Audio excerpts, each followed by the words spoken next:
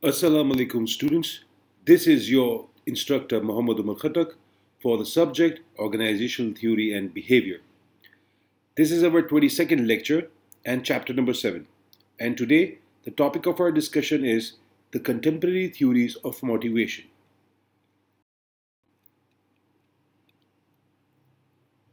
Contemporary theories of motivation. Contemporary theories of motivation have one thing in common. Each has a reasonable degree of valid supporting documentation. We call them contemporary theories because they represent the latest thinking in explaining employee motivation. This doesn't mean they're unquestionably right.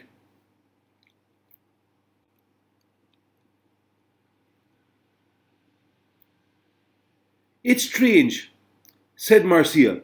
I started work at Humane Society as a volunteer. I put in 15 hours a week helping people adopt pets, and I loved coming to work. Then 3 months ago, they hired me full time at $11 an hour. I'm doing the same work I did before, but I'm not finding it much fun. Does Marcia's reaction seem counterintuitive? There's an explanation for it. It's called self determination theory. The self determination theory, which proposes that people prefer to feel that they have control over their actions, so anything that makes a previously enjoyed task feel more like an obligation than a freely chosen activity, will undermine motivation. Much research on self determination theory in organizational behavior has focused on cognitive evaluation theory, a complementary theory hypothesizing the extrinsic rewards will reduce intrinsic interest in a task.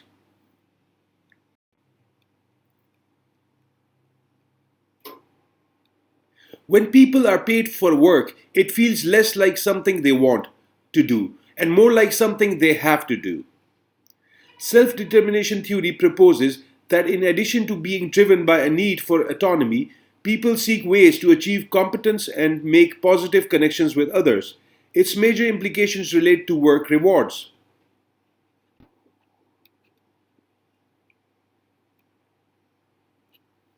What does self determination theory suggest about providing rewards? It suggests that some caution in the use of extrinsic rewards to motivate is wise, and that pursuing goals from intrinsic motives, such as strong interest in the work itself, is more sustaining to human motivation than are extrinsic rewards. Similarly, cognitive evaluation theory suggests that providing extrinsic incentives may, in some cases, undermine intrinsic motivation. For example, if computer programmer values writing code because she likes to solve problems, a bonus for writing a certain number of lines of code every day could feel coercive and her intrinsic motivation would suffer. She may or may not increase her number of lines of code per day in response to the intrinsic motivation. In support, a recent meta analysis confirms that intrinsic motivation contributes to the quality of work, while incentives contribute to the quantity of work. Although intrinsic motivation predicts performance, whether or not there are incentives, it may be less of a predictor when incentives are tied to performance directly, such as with monetary bonuses, rather than indirectly.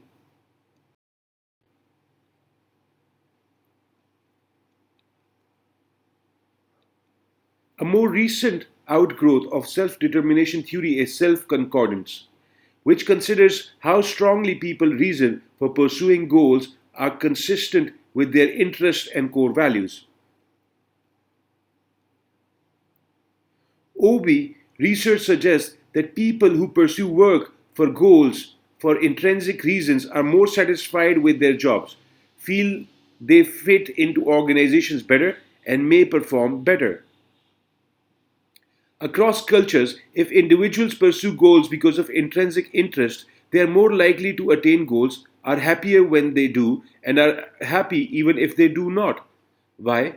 Because the process of striving towards the goal is fun, whether or not the goal is achieved.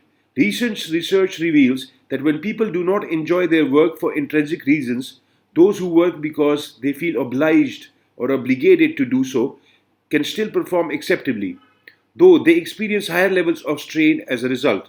In contrast, people who pursue goals for extrinsic reasons, money, status, or other benefits, are less likely to attain goals and less happy when they do. Why? Because the goals are less meaningful to them. What does all this mean? For individuals, it means you should choose your job for reasons other than extrinsic rewards. For organizations, it means managers should provide intrinsic as well as extrinsic incentives. Managers need to make the work interesting, provide recognition, and support employee growth and development.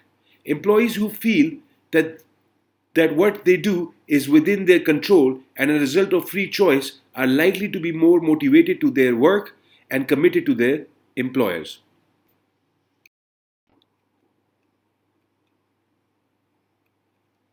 Goal setting theory. You have likely heard the sentiment a number of times. Just do your best. That's all anyone can ask. But what does do your best mean? Do we ever know whether we have achieved the way goal? Goal setting theory proposed by Edwin Locke reveals the impressive effects of goal specificity, challenge, and feedback on performance. Under the theory, intentions to work toward a goal are considered a major source of work motivation. Goal setting theory is well supported.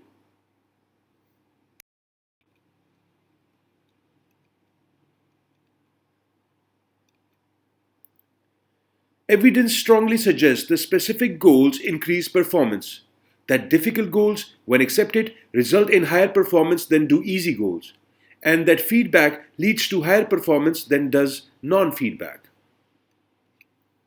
First, specificity itself seems to act as an internal stimulus. When a trucker commits to making 12 round trips hauls between Toronto and New York each week, this intention gives him a specific objective to attain.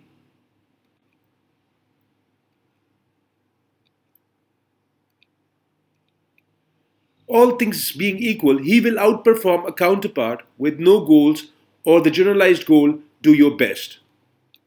Second, if factors such as acceptance of goals are held constant, the more difficult the goal, the higher the level of performance. Of course, it's logical to assume easier goals are more likely to be accepted.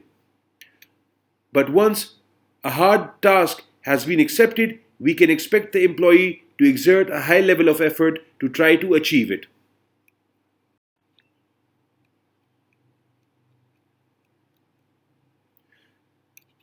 Third, people do better when they get feedback on how well they are progressing toward their goals because it helps identify discrepancies between what they have done and what they want to do next. That is, feedback guides behavior. But all feedback is not equally potent. Self generated feedback, with which employees are able to monitor their own progress or receive feedback from the task process itself, is more powerful than externally generated feedback. If employees can participate in the setting of their own goals, will they try harder? The evidence is mixed. In some studies, participatively set goals yielded superior performance. In others, individuals performed best when assigned goals by their bosses. One study in China found, for instance, that participative team goals settings improve team outcomes. Another study found that participation results in more achievable goals for individuals. Without participation, the individual pursuing the goal needs to clearly understand its purpose and importance. Goal setting theory. Three personal factors influence the goals performance relationship: goal commitment, task characteristics, and national culture. Goal commitment. Goal setting theory assumes an individual is committed to the goal and determined not to lower or abandon it. The individual believes he or she can achieve the goal and wants to achieve it.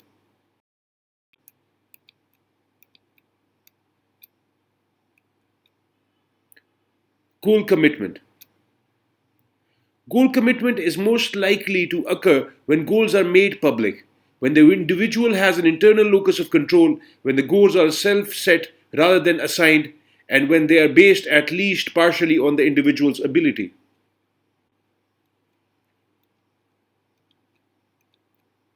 Task characteristics. Goals themselves seem to affect performance more strongly when tasks are simple rather than complex, well learned rather than novel, independent rather than interdependent, and on the high end of the achievable. On interdependent tasks, group goals are preferable. Paradoxically, goal abandonment following an initial failure is more likely for individuals who self affirm their core values, possibly because they more strongly internalize the implications of failure than others.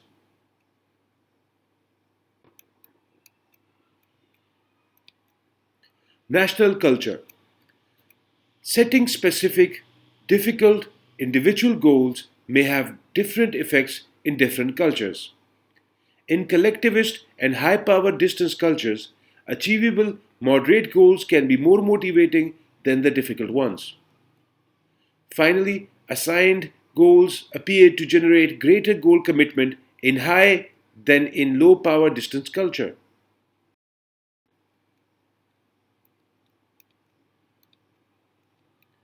However, research has not shown that group based goals are more effective in collectivist than in individualistic culture. More research is needed to assess how goal constructs might differ across cultures. Although goal setting has positive outcomes, it is not unequivocally beneficial. For example, some goals may be too effective. When learning something is important, goals related to performance undermine adaptation and creativity because people become too focused on outcomes and ignore the learning process. Nor are all goals equally effective. For rote tasks with quantifiable standards of productivity, goals that reward quantity can be highly motivating. For other jobs that require complex thinking and personal investment, goals and rewards for quantity may not be effective. Finally, individuals may feel or may fail to give up on unattainable goal even when it might be beneficial to do so.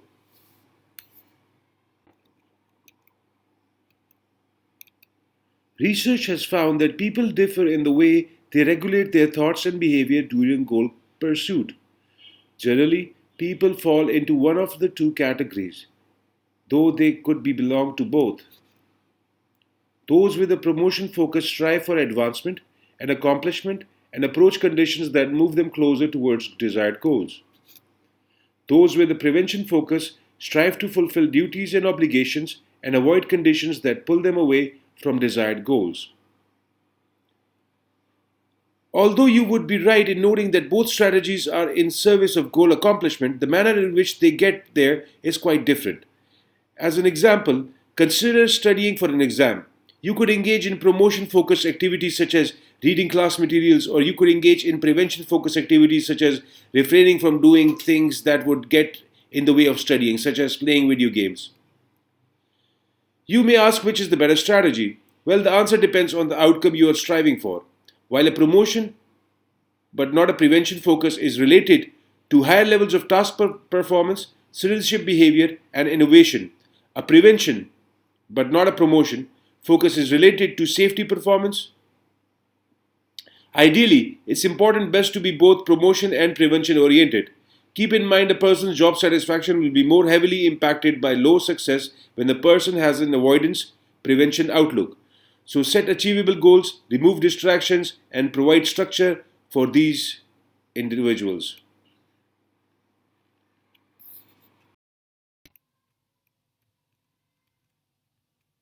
Implementing goal settings. How do managers make goal setting theory operational? That's often left up to the individual. Some managers set aggressive performance targets, which journalistic called stretch goals. Some leaders, such as Procter& Gamble's former CEO Robert McDonald and Best Buy CEO Hubert Joly, are known for their demanding performance goals.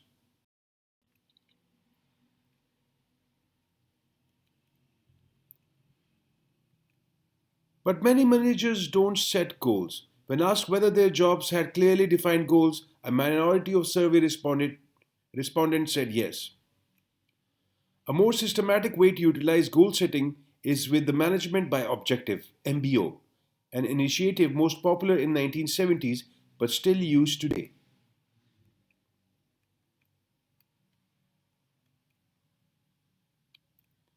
MBO emphasizes participatively set goals that are tangible, verifiable, and measurable. The organization's overall objectives are translated into specific cascading objectives for each level divisional, departmental, and individual.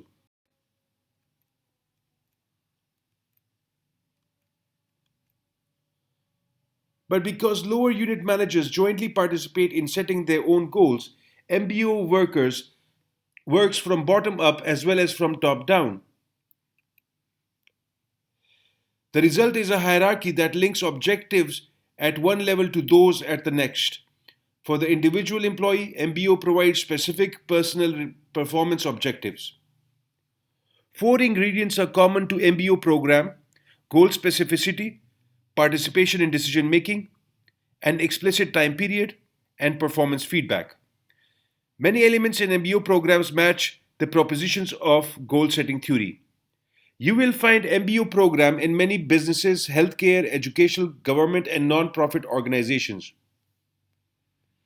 A version of MBO called Management by Objectives and Result (MBOR) has been used for 30 years in the government of Denmark, Norway, and Sweden. However, the popularity of these programs does not mean they always work. When MBO fails, the culprits tend to be unrealistic expectations, lack of commitment by top management, and inability or unwillingness to allocate rewards based on goal accomplishment.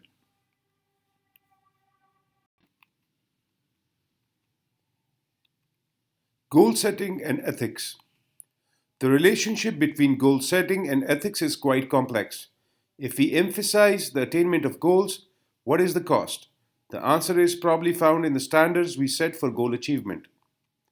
For example, when money is tied to goal attainment, we may focus on getting the money and become willing to compromise ourselves ethically.